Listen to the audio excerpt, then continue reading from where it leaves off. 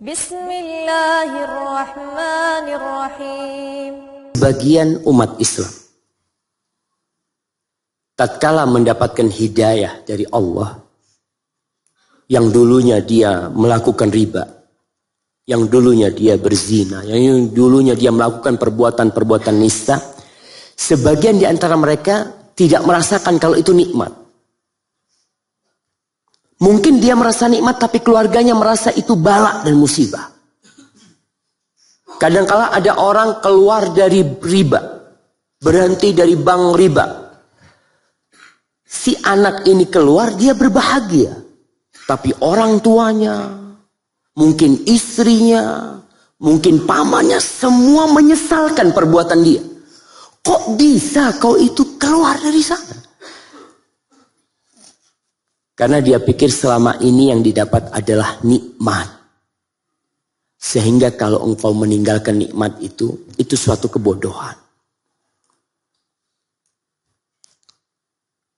Jamaah, tas yang paling mahal sekarang apa? Jamaah, ana bukan mau jualan ini. Apa tas yang paling mahal? Tas-tas yang branded itu. Kalau buat perempuan apa? Masya Allah. Namanya doang Ustaz gitu Ustaz. Nah, kalau antum punya tas harga 100 berapa? 2 miliar. 2 miliar. Antum kasihkan ke tukang sayur. Nih. Apa kata tukang sayur? Oh, makasih. Biasa aja dia. Mungkin dia taruh di tas itu uang kembalian apa, numpuk di sana. Ada sayur mungkin di sana. Kenapa dia tidak menghargai? Karena dia nggak tahu sama nilai itu tas. Dan itu banyak manusia yang tidak tahu dengan nilai hidayah.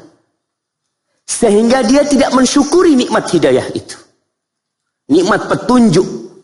Yang dulunya dia tidak ke masjid, kemudian dia datang ke rumah Allah. Yang dulunya anak itu nggak benar, kemudian dia jadi taat dan patuh kepada orang tuanya. Yang dulu anak itu ke kafe-kafe, kemudian dia mulai buka Al-Qur'annya. Ada orang tua yang tidak merasakan kalau itu nikmat. Bahkan anak ingat di Jakarta ada seorang wanita, dia dengan pakaian syar'inya dia mengatakan, Ustadz, gimana anak menghadapi suami anak? Anak udah pakai kerudung kayak gini, kata suami anak lebih suka kau pakai you can see. Karena dianggap hidayah ini keterbelakangan. Sehingga tidak ada keinginan untuk terus meniti jalan hidayah itu. Di surat Al-Hujurat ayat 17. Tatkala datang orang-orang Badui menjumpai Rasul sallallahu alaihi wasallam mengatakan, yamunnuna 'alaika an aslamu. Mereka datang mengatakan, kita ini masuk Islam nih. Kau harus seakan-akan masuk Islamnya dia harus disyukuri sama Rasul SAW. Dia nggak bersyukur dengan keislaman dia. Apa kata Allah? Qul la tamunnu alayya islamakum. Kalian ini jangan mengungkit-ungkit keislaman kalian kepada aku. Balillah yamunnu alaikum. Tapi Allah ngasih hidayah kepada kalian. An hadakum lil iman in kuntum shadiqin. Kalian tuh harus mensyukuri nikmat hidayah itu, nikmat yang besar dari Allah. Kalian seharusnya mensyukuri nikmat itu.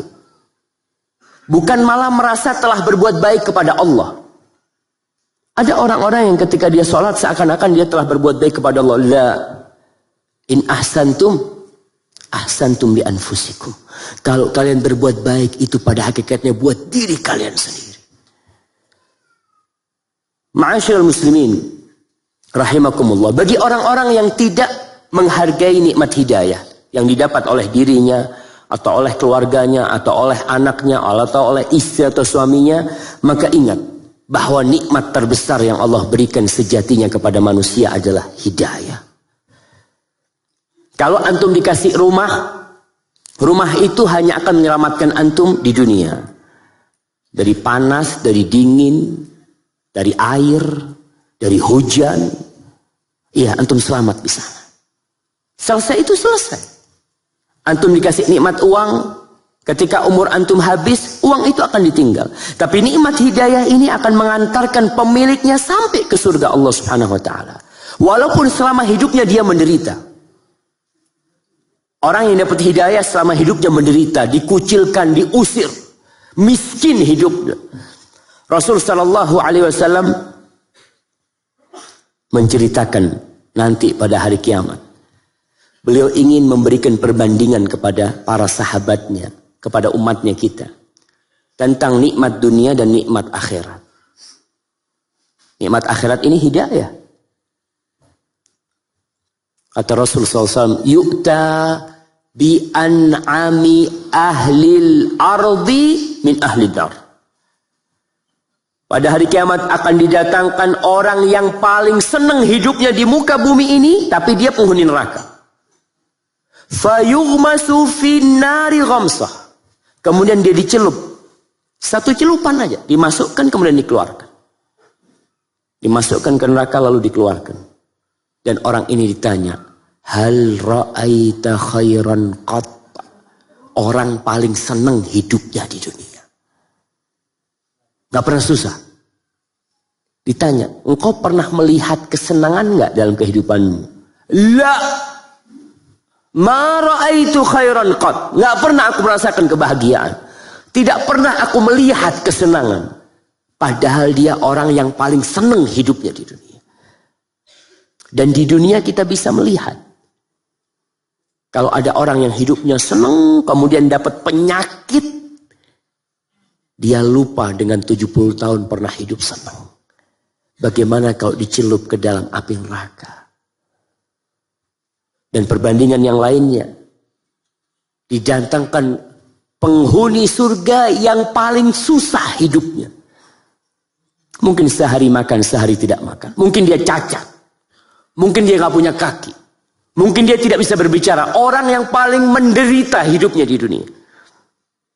Lalu dicelup ke dalam surga. Satu celupan. Lalu ditanya, engkau pernah menderita enggak dalam hidupmu? Engkau pernah melihat penderitaan enggak dalam hidupmu? La, wallahi ya Rabb. Enggak pernah aku melihat penderitaan. Lupa dengan segala derita yang pernah dirasakan jamaah. Dan dunia ini darul amal. Tempat kita beramal. Antum bayangkan. Tadi malam sebagian orang entah sampai jam berapa mereka tidak tidur. Seakan-akan mereka senang. Mereka gembira. Pagi hari mereka tidak sholat subuh. Mereka merasa gembira dengan yang tadi malam. Kehilangan sholat subuh biasa. Rasulullah SAW mengatakan, man fatathu sholatul asr faka'annama wutira ahluh. Kata Nabi SAW, orang yang kehilangan sholat asar aja, nih, seakan-akan dia kehilangan keluarganya semua. Tapi sebagian orang di antara kita nggak merasa. Nggak merasa ada yang kurang dari dia. Nggak merasa ada yang hilang dari dia. Sholat subuh mau hilang 2 rakaat. Jangan sholat subuhnya. Kita tahu sholat wajib itu lebih utama daripada sholat sunnah. Sholat sunnah yang qabla subuh. Apa pahalanya? Anda kasih hadiah, angkat tangan. Masya Allah. Baik antum.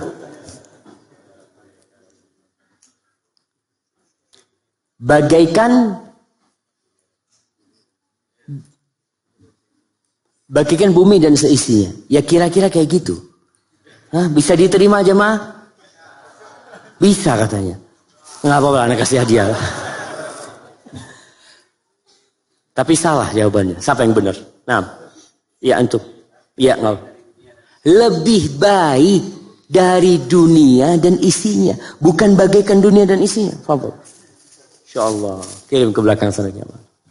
Khairun minad dunya wa ma fiha. Bukan sama jemaah. 2 rakaat itu lebih baik dari dunia dan isinya. Lebih baik dari pesta tadi malam. Cuma semalam. Sedangkan 2 rakaat itu kalau dikumpulkan semua isi bumi ini. Semua isi bumi ini. Lalu dikasihkan kepada antum. Antum kalau dapat 2 pilihan. Semua isi bumi sama 2 rakaat sholat subuh. Jangan isi bumi. Semua isi pasar baru. Sama antum meninggalkan 2 rakaat sebelum subuh. Milih mana antum?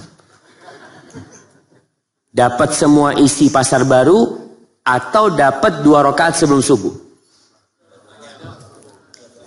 Pilihannya satu.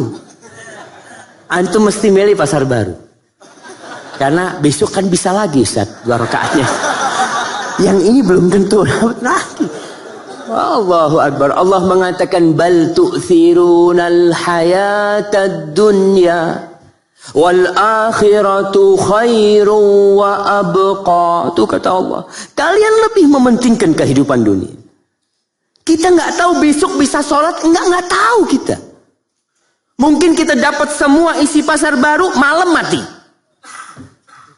Dapat apa antum? Nggak dapat apa-apa. Tapi 2 rakaat itu sampai di kuburan antum dapat. Antum diangkat dapat antum pahala. Antum diinjak-injak di sana antum dapat tuh pahala. Tapi kita lebih mementingkan kehidupan dunia. Padahal akhirat itu lebih abadi dan lebih baik.